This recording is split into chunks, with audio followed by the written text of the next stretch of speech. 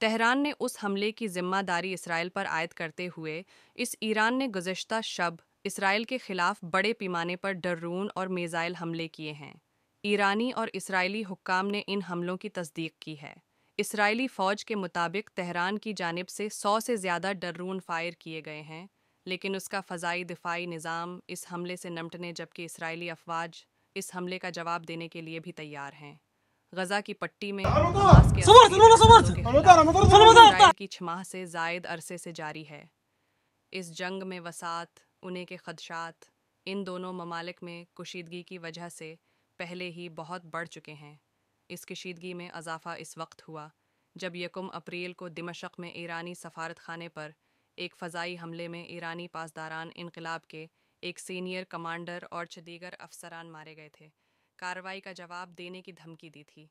امریکی صدر نے جمعے کے روز وائٹ ہاؤس میں صحافیوں سے گفتگو کرتے ہوئے خبردار کیا تھا کہ ایران جلد ہی اسرائیل پر حملہ کر سکتا ہے۔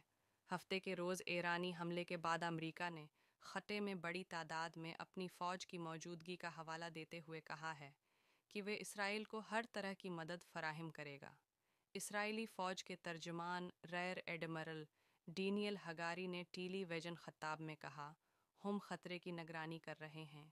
تاہم ترجمان کا کہنا تھا کہ انڈرونز کے اسرائیل تک پہنچنے میں کئی گھنٹے لگیں گے۔ اسرائیل میں چینل 12 ٹی وی نے ہفتے کے روز دیر گئے ایک دفاعی اہلکار کا حوالہ دیتے ہوئے کہا کہ اسرائیل کی طرف کل 100 کے قریب ایرانی ڈرون اور میزائل داغے گئے ہیں۔ چینل 12 نے اطلاع دی ہے کہ ان میں سے کچھ کو شام یا اردن میں مار گرایا گیا ہے۔ اسرائیل کی فوج نے کہا کہ اس کی افواج اور اتحادی ان میزائلوں کی قریب سے نگرانی کر رہے ہیں اور اسرائیل کے دفاع کے لیے تیار ہیں۔ IDF کے ترجمان ڈینیل ہگاری نے سوشل میڈیا پر بھی پوسٹ کیے گئے ایک بیان میں ایرانی حملے کو بڑے پیمانے پر اور براہ راستن قرار دیتے ہوئے کہا، یہ کشیدگی میں ایک شدید اور خطرناک اضافہ ہے۔ اسرائیلی وزیر اعظم بنجمن نیتن یاہو نے social media platform X پر ایک پوسٹ میں لکھا، اسرائیل کی دفاعی افواج مضبوط ہیں، اسرائیل کے لوگ مضبوط ہیں۔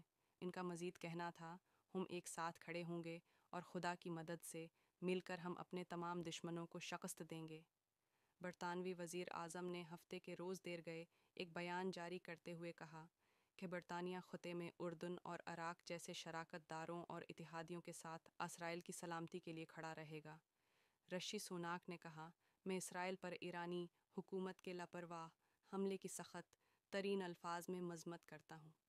ایران نے ایک بار پھر یہ ظاہر کیا ہے کہ وہ اپنے گھر کے عقب میں افراتفری کے بیج بونے کا ارادہ رکھتا ہے۔ برطانوی وزیر اعظم نے بیان میں کہا کہ